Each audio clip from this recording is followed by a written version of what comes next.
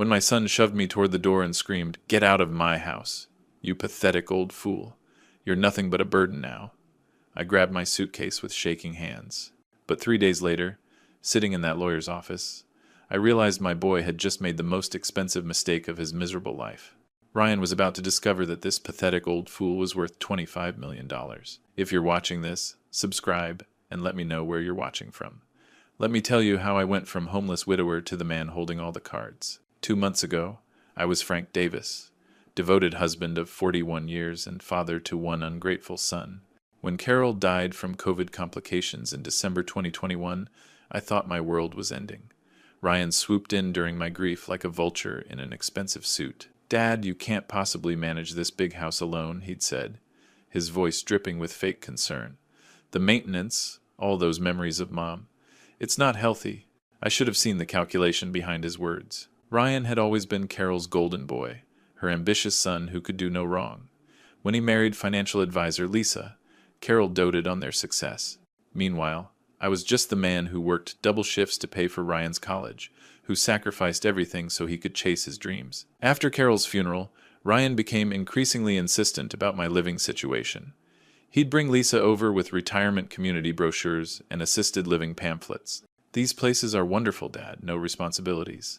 What they meant was no inheritance to split, no inconvenient father to deal with. The final blow came last Thursday. Ryan arrived unannounced with Lisa and 2 large suitcases. "Dad, we've made a decision.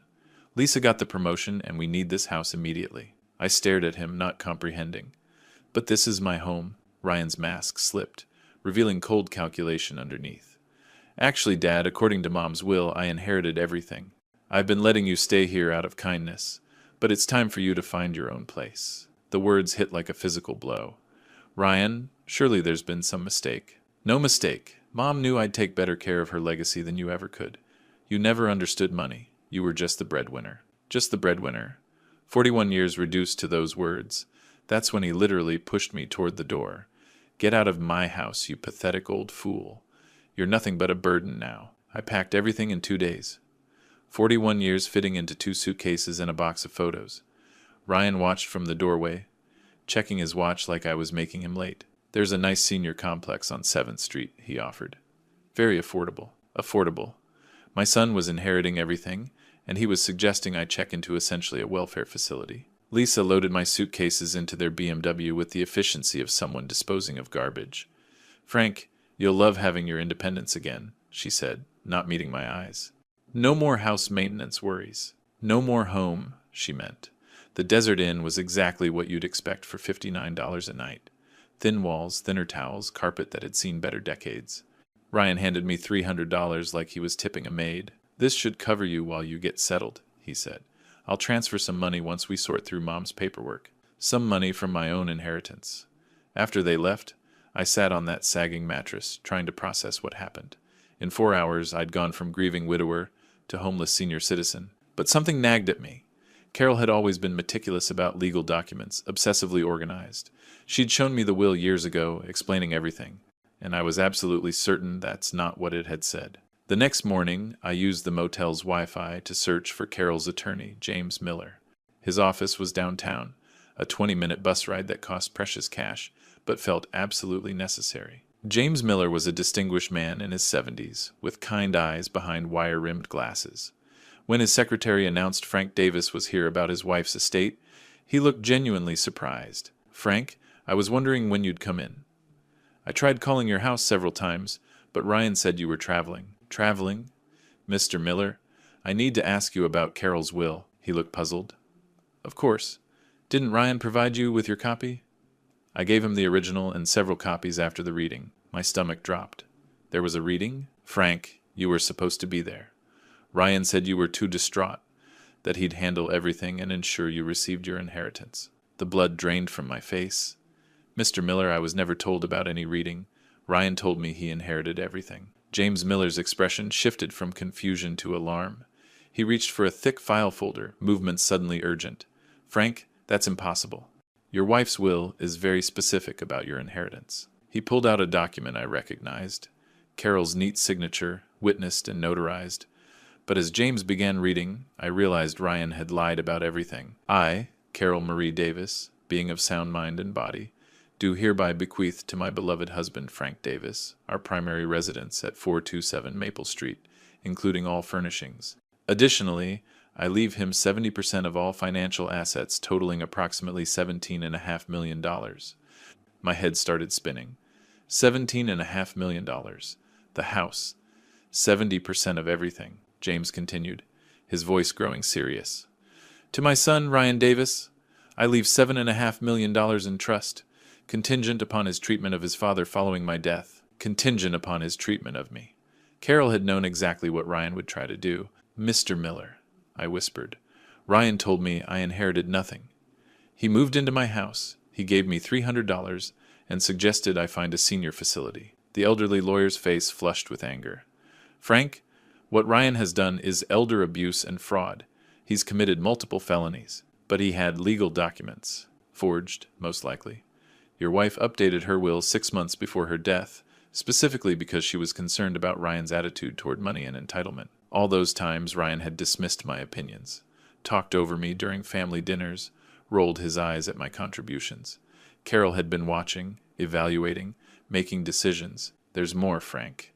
The trust provision states that if he fails to treat you with respect and dignity, the entire $7.5 million reverts to you instead. I stared in shock. Are you saying? Your son just cost himself $7.5 million. You're not inheriting $17.5 million, Frank. You're inheriting $25 million plus the house and all personal property. The irony was perfect. Ryan had been so eager to claim his inheritance that he'd triggered the exact clause designed to protect me from his greed. What do I do now? I asked, voice barely steady. James smiled. Now we call the police about the fraud. And then we call Ryan and inform him he's about to receive the shock of his life. Can he fight this? With what money? Every account he thought he controlled actually belongs to you. Everything is frozen pending investigation of his fraudulent activities. I thought about Ryan in my house, probably planning renovations with money he thought was his. They had no idea their entire world was about to implode. James Miller's office became command central for what he cheerfully called Operation Justice. He contacted the police and banks while I sat in his leather chair, still processing Ryan's deception. The forged documents are sophisticated, Detective Rodriguez explained, as she reviewed the fake will. This wasn't spur of the moment. Someone planned this carefully. You think Ryan had help? I asked. Almost certainly. Creating convincing legal forgeries requires specific knowledge. We'll investigate whether Lisa was involved. Within 2 hours, every account was frozen. Ryan's credit cards linked to what he thought were his inheritance accounts were declined. House utilities he'd transferred to his name were suspended. My phone rang at 3:47 p.m. Ryan's name flashed on screen. Dad, where are you? There's some mix-up with the bank accounts. They're saying Mom's assets are frozen. Hello, Ryan. I'm sitting in James Miller's office. You remember him? Mom's attorney. The one who read the real will to an empty room while you told him I was traveling. Silence. Then, Dad, I don't know what you think you discovered, but I discovered that you're a liar and a thief. I also discovered that your mother was much smarter than either of us realized. You don't understand. I was protecting you from managing all that money. You've never dealt with investments. I understand perfectly. You forged legal documents, committed fraud, and threw your 70-year-old father out of his own house. His voice turned desperate. Dad, you're confused. The grief has been overwhelming, and someone is taking advantage of your emotional state. Even caught red-handed, Ryan was trying to manipulate me. Ryan, let me clarify something. Not only did you never inherit anything, but your actual inheritance, the $7.5 million your mother left you, is now mine as well, thanks to a clause about treating me with dignity. That's impossible. Detective Rodriguez is sitting right here if you'd like to discuss fraud charges with her. The phone went quiet. I could hear Ryan's mind racing, searching for an angle. Dad, please, can we meet and talk reasonably? I'm sure we can work something out. We'll meet at the courthouse when you're arraigned. You wouldn't press charges against your own son. Something cold crystallized in my chest. Watch me. I hung up. James was beaming with approval. How long before he's arrested? Detective Rodriguez has enough evidence for a warrant. They'll pick him up tonight. And Lisa, her financial records are being subpoenaed. My phone buzzed with a text from Ryan. Dad, please don't do this. Think about your grandchildren. I showed Detective Rodriguez, who smiled grimly. Emotional manipulation. Classic behavior. I typed back. I am thinking about them. They deserve to see what happens when you steal from family. 20 minutes later, Lisa called. Frank, surely we can resolve this privately. Ryan made poor decisions, but involving police seems excessive. Lisa, did you help him forge those documents? Silence. Frank, you have to understand the pressure Ryan was under. He was worried about your mental state, your ability to handle money, so that's a yes. It wasn't malicious. He genuinely believed he was protecting you. By throwing me out and telling me to find somewhere to die, Lisa was quiet. Here's what's happening. You're both getting arrested. You're both facing federal fraud charges. And I'm sitting in my house, watching it unfold. Police arrested Ryan at 8:30 p.m. while he was having dinner at Lorenzo's, apparently celebrating his inheritance. According to Detective Rodriguez, he screamed about false arrest and demanded his lawyer. But as I discovered the next morning, Ryan's troubles were just beginning. Because there was something about Carol's money that nobody knew. I spent my first night back in my house, sleeping in the master bedroom. Ryan had moved his belongings into the space, replacing Carol's organization with his chaos. I packed everything into garbage bags and left them on the porch. The house felt different now, finally mine. But as I sat in Carol's home office the next morning, going through her files, I began finding things that didn't make sense. Payments to shell companies, excessive consulting fees, partnerships with firms that appeared to exist only on paper. By noon, I'd discovered something that shattered everything I thought I knew about my wife. The private investigator James recommended was Sarah Chen, who specialized in financial crimes. She spent 4 hours in Carol's study, photographing documents and building what she called the real picture. Mr. Davis, your wife was running a sophisticated money laundering operation through her consulting firm. We're talking millions in illegal transactions over the past decade. The revelation hit like a physical blow. That's impossible. Carol was the most honest woman I knew. I'm sorry, but the evidence is overwhelming. She was washing money for organized crime families, using her legitimate business as cover. I stared at documents spread across Carol's desk. Invoices for services never rendered. Consulting contracts with companies that didn't exist. Payment schedules corresponding with known criminal activities. How long? Based on these records, at least 10 years. 10 years. While I worked double shifts planning retirement, my wife was facilitating criminal enterprises. Mr. Davis, there's more. The $25 million Carol left you came directly from laundered funds. If the FBI discovers this, they'll seize everything as criminal proceeds. The room spun. Everything. The house, investments, all of it. Unless, Sarah looked uncomfortable. Unless Ryan and Lisa's legal team already knows and plans to use this as leverage. If they tip off the FBI about your wife's crimes, they might negotiate immunity for cooperation. My son and daughter-in-law weren't just thieves. They were holding a nuclear weapon over my head. What are my options? Contact the FBI yourself. Come forward voluntarily. Hope for leniency. You'd lose most money but might keep the house. And if I don't, Ryan's lawyers will leak this strategically. You lose everything anyway, plus face potential charges for unknowingly benefiting from criminal activity. I thought about Ryan's smug confidence, his certainty I'd accept whatever terms he offered. He'd known about Carol's crimes all along. How did they find out? Lisa's a financial advisor. She'd recognized the patterns in your wife's records. My phone rang. Ryan's number. Dad, we need to meet tonight. There are things about Mom that change everything. I already know, Ryan. Silence. Then you know we need to renegotiate. What kind of renegotiation? Lisa's lawyers contacted the FBI. They're willing to work out a deal. I get immunity for providing information about Mom's criminal network. You keep $5 million in the house. The rest goes to the government. And you? Fraud charges disappear. We all walk away. It was brilliant in a sociopathic way. Ryan had turned my moral victory into his strategic advantage. You're asking me to help you profit from your crimes by exploiting Mom's crimes. I'm asking you to be practical. The alternative is losing everything and potentially facing charges yourself. I looked around Carol's study, seeing it clearly. The expensive furniture, art collection, all purchased with blood money. I need time to think. Dad, the FBI meeting is tomorrow morning. Lisa's lawyer needs an answer tonight. After hanging up, I sat in darkness, surrounded by evidence of Carol's double life. 41 years married to a stranger, a son who'd inherited more than money. He'd inherited her talent for deception. But he'd made one crucial mistake. He'd underestimated who I was when my back was against the wall. I picked up the phone and dialed Sarah Chen. Sarah, how quickly can you get me a meeting with the FBI? I have a story to tell them. 3 days after Ryan's arrest, Lisa's mother showed up at my door. Eleanor Hayes was everything I'd expected from old Phoenix Money, perfectly coiffed silver hair, dripping with jewelry, and radiating the kind of entitlement that only comes from 3 generations of inherited wealth. "Frank, we need to discuss this situation rationally," she announced, sweeping into my living room like she was granting me an audience. Eleanor Hayes had built a real estate empire in Scottsdale back when the desert was cheap.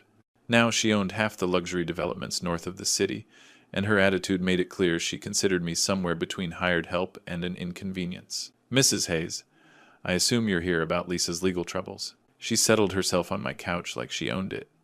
"Lisa made some poor choices, obviously, but prosecuting her seems rather vindictive, don't you think? She was simply following Ryan's lead, following his lead into felony fraud?" Eleanor waved her hand dismissively. "Frank, be realistic.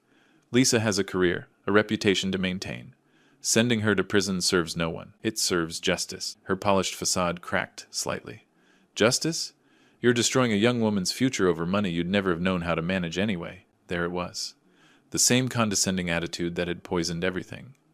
In their world, I was just the working-class fool who'd gotten lucky. "Mrs. Hayes, I think we're done here. Frank, please reconsider. My family is prepared to compensate you for your inconvenience. Let's say $2 million in exchange for dropping the charges against Lisa. $2 million to forgive the woman who'd helped steal $25 million from me." "My answer is no." Eleanor stood, her composure completely restored. "Very well. But you should know that Lisa's legal team has found some interesting information about Carol's business practices. It would be unfortunate if that became public during the trial." The threat was clear. "What kind of information?" "The kind that might make you reconsider who the real criminal in this situation was. Your wife wasn't the saint you thought she was, Frank." After she left, I sat in my living room, understanding the full scope of what I was facing. They weren't just trying to escape justice, they were planning to destroy Carol's memory to do it. Eleanor's visit had made one thing crystal clear. This wasn't about money anymore. This was about whether people like the Hayes family could buy their way out of consequences, while people like me were expected to quietly accept whatever scraps they offered. I picked up my phone and called Sarah Chen. "Sarah, how quickly can you get me a meeting with the FBI? I have a story to tell them, and I think they're going to find it very interesting." The Hayes family had made a critical error. They'd assumed that threatening me would make me back down. Instead, they'd just guaranteed that I would fight this battle to the very end. Because if there's one thing 41 years of marriage had taught me, it was that some things are worth fighting for, even when the odds seem impossible. FBI agent Sarah Martinez looked exactly like Central Casting would order for a federal investigator. Serious, intelligent, and completely immune to charm.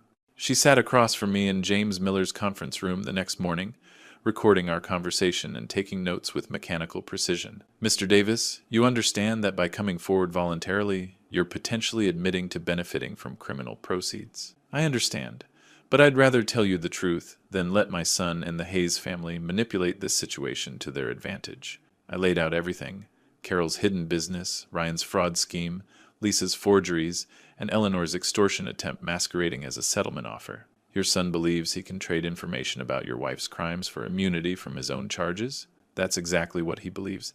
And the Hayes family thinks I'll cooperate because I'm afraid of losing everything." Agent Martinez smiled for the first time. "Are you afraid, Mr. Davis?" "Agent Martinez, 2 weeks ago I was a grieving widower sleeping in a budget motel. Today I'm sitting here voluntarily confessing to federal agents. Fear is no longer my primary emotion." "What is?" "Anger. Pure anger at being manipulated by people who underestimated me for decades." Agent Martinez's smile widened. "Mr. Davis, would you be willing to wear a wire?" But then she pulled out a thick file folder, the kind that suggested months of investigation. "There's something else you should know about your wife's operation. Something that changes everything." My heart sank. "It was worse than we thought?" "Mr. Davis, your wife wasn't laundering money for organized crime families. She was an FBI informant." The world tilted sideways. "What? Deep cover. Long-term investigation. For 12 years she was providing information about criminal operations while appearing to facilitate money laundering. The operation was so sensitive that even local FBI offices weren't informed." I stared at her, trying to process this revelation. "So Carol was working for you? Your wife helped us build cases against multiple crime families. She died before the investigation concluded, but her cooperation over 12 years directly led to 47 arrests and the seizure of over $200 million in criminal assets. But the money was real." The FBI allowed her to keep a percentage as payment for her cooperation and to maintain her cover. Everything she left you was earned through legitimate federal service. I felt tears forming. So, the $25 million is legally mine? Every penny was earned through your wife's heroic service to justice. You're not inheriting blood money, Mr. Davis. You're inheriting payment for Carol's courage. The irony was perfect. Ryan and the Hayes family had tried to blackmail me with information that would have actually vindicated Carol. What happens now? Now you get your money back, your son and daughter-in-law face federal charges, and you decide what kind of life to build with your legitimate inheritance. What about Eleanor's threats? The crime families? The Torino family will be too busy with their own arrests to worry about you. We're executing warrants across 3 states tomorrow morning, thanks to evidence your wife provided. I looked around the conference room, seeing it as the site of my complete vindication. Agent Martinez, would you be willing to wear a wire against Ryan and Lisa tonight? They're expecting to meet with you about their settlement offer. You want me to trap my own son? I want you to get justice for what they did to you, and honor what your wife died protecting. I thought about Carol, working in secret for 12 years to bring down criminals while I slept peacefully beside her, never knowing she was risking everything for justice. Yes, I said. Let's finish what Carol started. This part shocked me. What about you? Write your thoughts below. 3 hours later, I sat in my living room with a recording device taped to my chest, waiting for Ryan and Lisa. Agent Martinez and 2 federal agents were positioned outside, monitoring every word. They knocked at exactly 8 p.m., both dressed for business. Ryan carried a briefcase containing what I assumed were immunity agreements. Dad, you look better than you have in weeks, Ryan said, kissing my cheek like nothing had happened. I feel better. Clarity has that effect. Ryan opened his briefcase efficiently. Dad, our lawyers structured this favorably for you. You keep the house, $5 million in clean assets, and complete immunity from charges related to Mom's activities. Clean assets. Interesting phrase for a federal recording. What about the $25 million Carol left me? Dad, that money is tainted. It can't be separated from Mom's criminal activities. $5 million is the best outcome possible. And you two?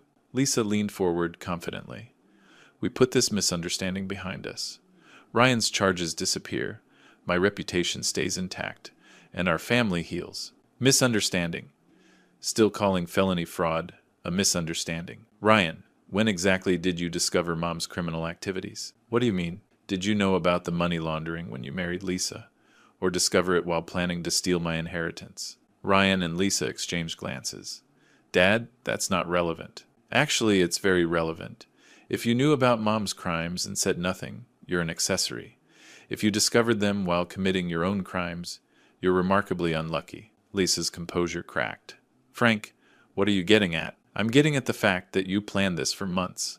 The forged will, the money laundering discovery, Lisa's document connections. None of this was spontaneous. That's ridiculous, Ryan snapped. Is it? Agent Martinez finds it quite plausible. Both faces went pale.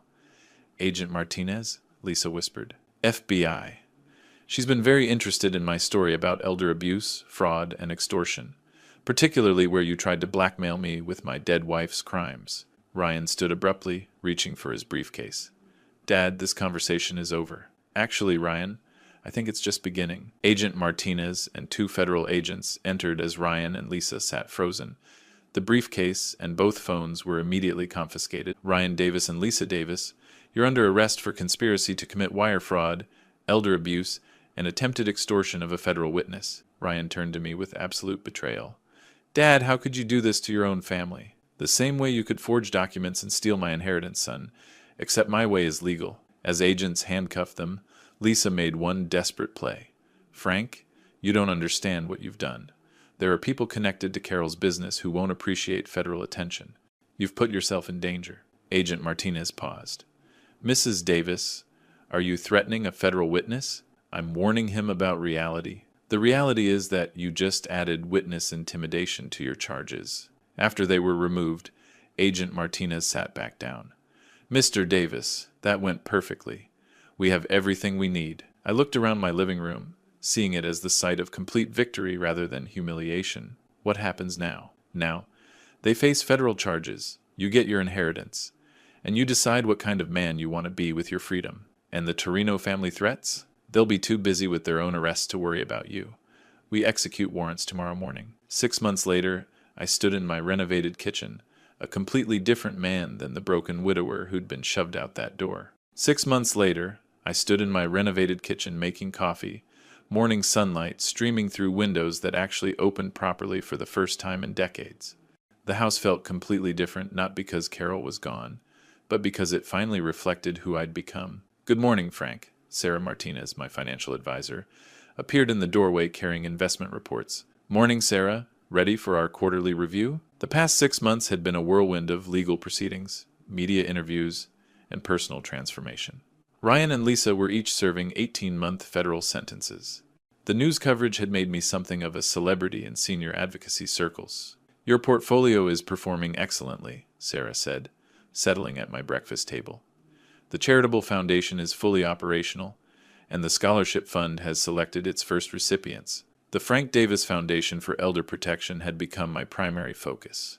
Using $15 million of my inheritance, we were funding legal aid for seniors facing family financial abuse and supporting legislative changes to strengthen elder protection laws. Any word on the documentary? Netflix confirmed the production deal. They start filming next month. My story had captured media attention beyond the initial coverage. The Father's Justice, an American crime story, was being developed as a limited series, with proceeds going to elder advocacy organizations. "And Ryan?" Sarah's expression grew careful. "He's written again. His lawyer says he wants to apologize and ask for forgiveness." Ryan had written me 28 letters from federal prison. I'd read the first few, which ranged from self-justifying to desperate, before deciding to stop opening them. Some relationships, once broken, can't be repaired with words. Has my stance on that changed? Not according to our previous conversations, but people do evolve, Frank. Even people who've made terrible choices. I thought about the man I'd been 6 months ago, grieving, dependent, willing to accept whatever scraps of dignity my family offered. That man might have felt obligated to forgive Ryan, but that man was gone. Schedule a meeting with Ryan's lawyer. Not to reconcile, but to make something clear. What kind of thing? I want Ryan to understand that his actions had consequences beyond legal punishment. He destroyed our relationship permanently, and his future children will grow up knowing why their father went to prison. That seems harsh. Good. Ryan made adult choices that hurt someone he was supposed to love. He doesn't get to escape the emotional consequences with prison letters. The doorbell rang. Through the window, I could see a delivery truck. Must be the new easel for the studio. The art studio had been my favorite renovation project. Carol's former den was now a bright space where I was rediscovering my love of painting, something I'd abandoned when I got married and assumed the role of supporting husband. "Frank, can I ask you something personal? Do you ever regret how this played out? The prison sentences, the media attention, the permanent family estrangement?" I considered the question while signing for my delivery. 6 months ago, I'd been invisible, a widower with no money, no home, no prospects. Today, I was a millionaire philanthropist with a foundation, a documentary deal, and a purpose beyond my own survival. "Sarah, my son tried to steal everything I owned and leave me homeless. My daughter-in-law created forged documents, and her mother threatened me with blackmail. They showed me exactly who they were when they thought I was powerless. But they're still family. No, they're still DNA. Family are people who protect you when you're vulnerable, not people who exploit your vulnerability for profit." Sarah closed her portfolio, satisfied. "Besides," I added, "look what I became when I stopped allowing them to define my worth." After Sarah left, I walked through my house, really my house now, decorated according to my taste, organized around my priorities. In the art studio, I uncovered my latest painting, a self-portrait of a man standing in bright sunlight, his face turned toward the future. The man in the painting looked nothing like the grieving widower who'd packed his life into 2 suitcases 6 months ago. This man looked powerful, independent, unafraid. He looked like someone who'd learned that the best revenge isn't getting even, it's becoming everything your enemies never thought you could be. Outside, the sun was setting behind trees I'd planted myself, in soil that belonged to me, on property I'd defended through intelligence and courage, rather than inherited through marriage or circumstance. Tomorrow, I'd continue building the life I'd chosen rather than the life others had planned for me. And if Ryan wanted to rebuild a relationship with this man, he'd better bring a lot more than prison letters and hollow apologies. He'd better bring a complete transformation that matched my own. The foundation had already helped 12 families fight elder abuse cases. The documentary would reach millions. The scholarship fund would educate future lawyers to protect seniors. Carol would be proud of what her sacrifice had ultimately created. I thought about that broken man Ryan had shoved out the door 6 months ago, calling him a pathetic old fool. That fool had just become the most dangerous enemy Ryan never saw coming, a man with nothing left to lose who discovered he had everything to gain. Sometimes life teaches us that family isn't defined by blood but by loyalty and love. Frank's journey reminds us that God gives us strength in our darkest moments, even when those closest to us become our greatest adversaries. These betrayal stories aren't just entertainment, they're mirrors reflecting the harsh realities many face when greed corrupts family bonds. What strikes me most about Grandpa stories like Frank's is the resilience of the human spirit. When Ryan called his father a pathetic old fool, he couldn't have imagined that God was already orchestrating justice through Carol's FBI work. The divine timing of Frank's discovery wasn't coincidence, it was providence protecting the innocent. Frank's transformation teaches us that our worth isn't determined by how others treat us, but by how we respond to adversity. These betrayal stories show us that sometimes the people who hurt us most are the ones who reveal our true strength. Many Grandpa stories end in defeat, but Frank's proves that with faith, courage, and the right allies, even the most vulnerable can triumph. The most powerful lesson here is forgiveness doesn't mean reconciliation.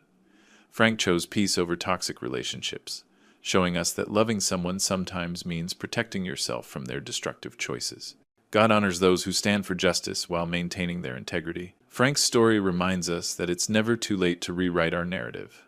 When life knocks you down, remember that your comeback story might inspire someone else facing their own family betrayal. What resonates most with you from Frank's journey? Have you witnessed similar family dynamics? Share your thoughts below. Your experience might be exactly what someone else needs to hear today. Thanks for listening. Don't forget to subscribe for more stories.